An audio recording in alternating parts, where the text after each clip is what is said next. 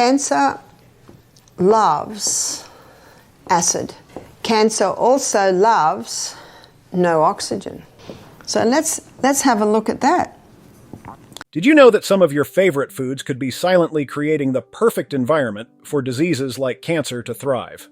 Today, we're diving into the fascinating insights of Barbara O'Neill to uncover the top 8 acid-forming foods to avoid and how they impact your health. So stick around, because what you'll learn might just change the way you look at your plate forever. But before we dive into the specific foods, let's talk about why this matters. What's the deal with acid and pH levels in your body, and why should you care? It's the acid-alkaline balance. So up one end, we have acid. And up the other end of the acid-alkaline scale, we have alkaline. And in the middle, we've got neutral. Neutral is neither acid nor alkaline. So the acid scale, it's 0, alkaline, it's 14, and in the middle, 7 is neutral.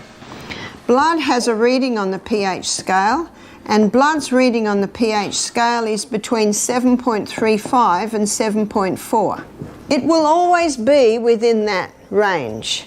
The pH of the human body is important because at different pHs, diseases grow, and at different pHs, it's very hard for disease to grow. But in a cellular pH of 5.5, this is where disease thrives, especially yeasts, funguses, and cancer.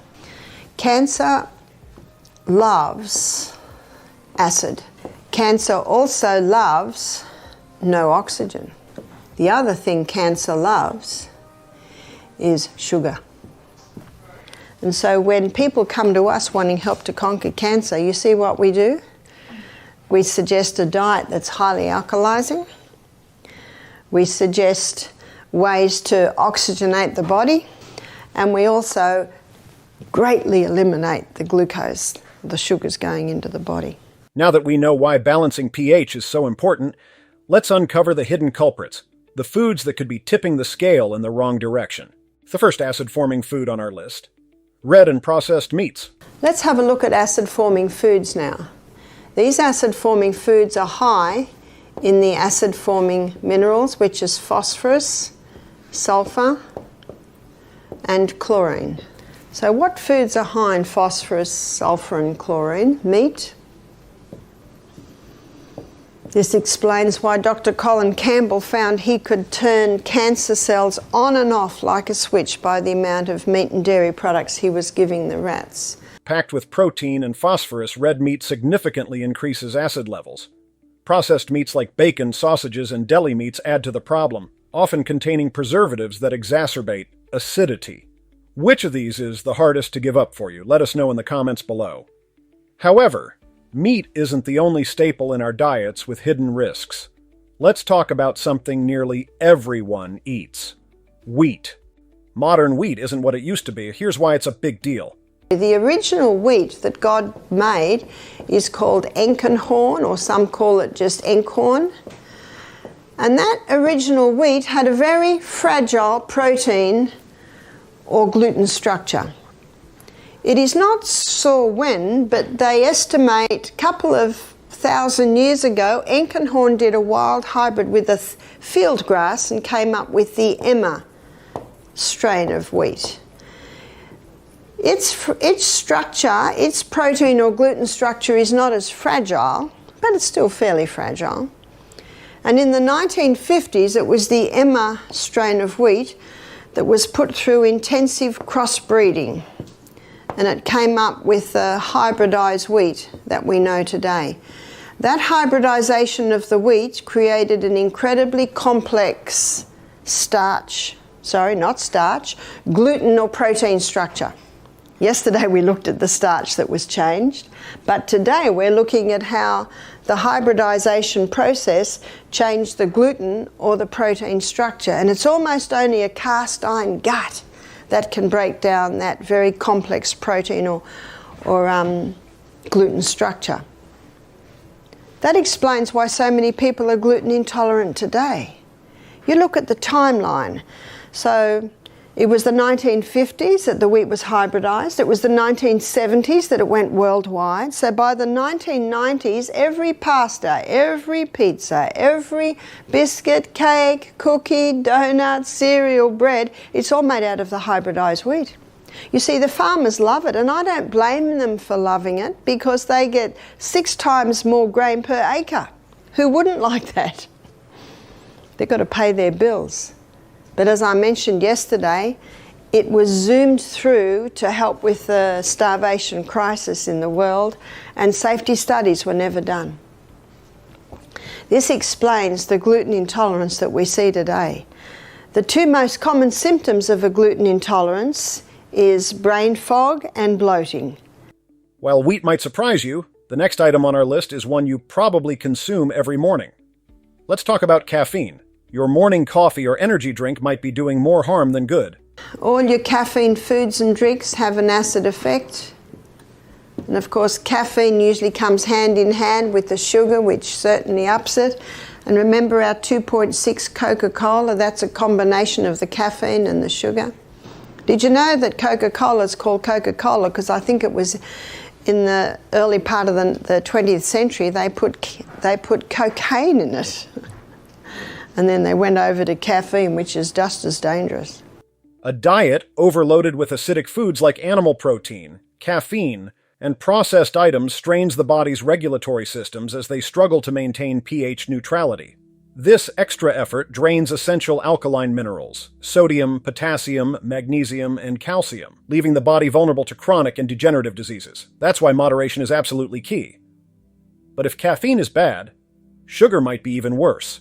Sugar may taste sweet, but its effects on your body are anything but. Refined sugar, it's very acid forming. 2.6. This is where Coca-Cola sits.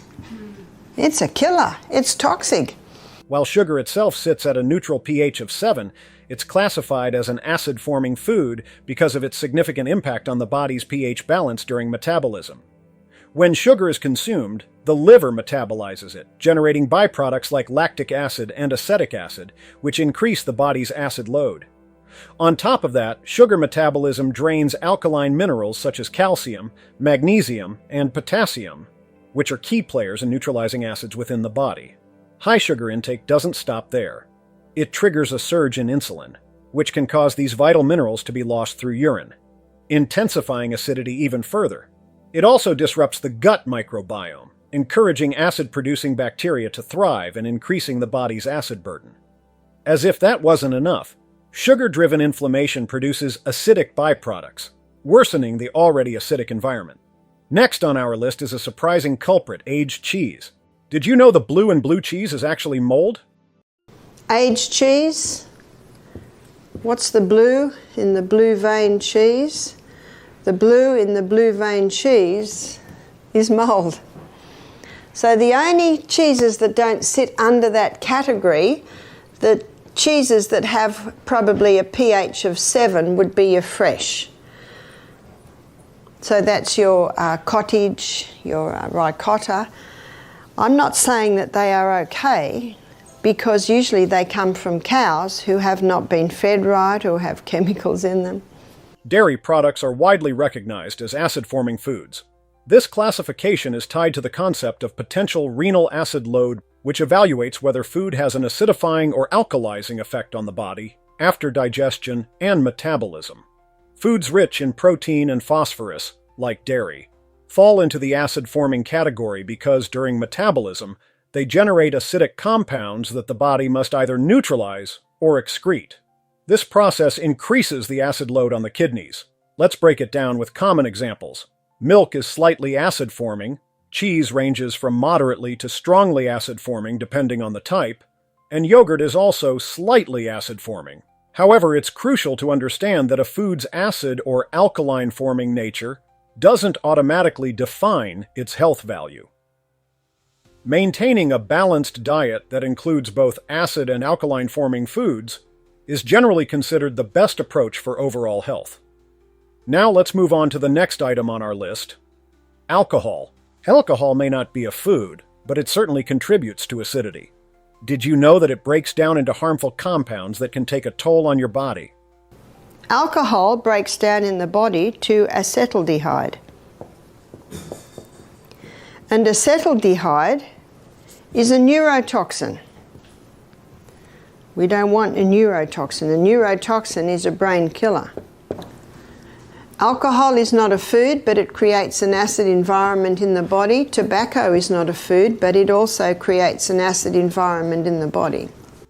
This acidic environment puts added strain on your body's regulatory systems, forcing it to work overtime to neutralize these harmful effects. In the process, it depletes essential alkaline minerals like calcium and magnesium, leaving your body more vulnerable to chronic health issues. So, does this mean you need to avoid all acid-forming foods entirely? Let's take a closer look at how balance can make all the difference.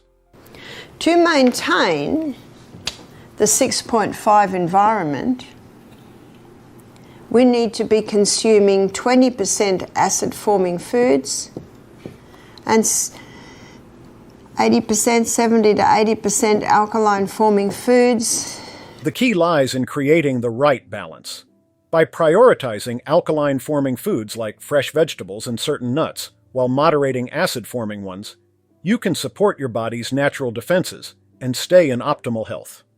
It's not about giving up your favorite foods. It's about enjoying them in the right proportion. Your diet has a profound impact on your body's internal environment. By being mindful of acid-forming foods and maintaining a balance, you can create a healthier, more resilient body. So, what changes will you make to your diet starting today? Share your thoughts in the comments below. And if you found this helpful, don't forget to like, subscribe, and hit the notification bell so you never miss another video on how to improve your health.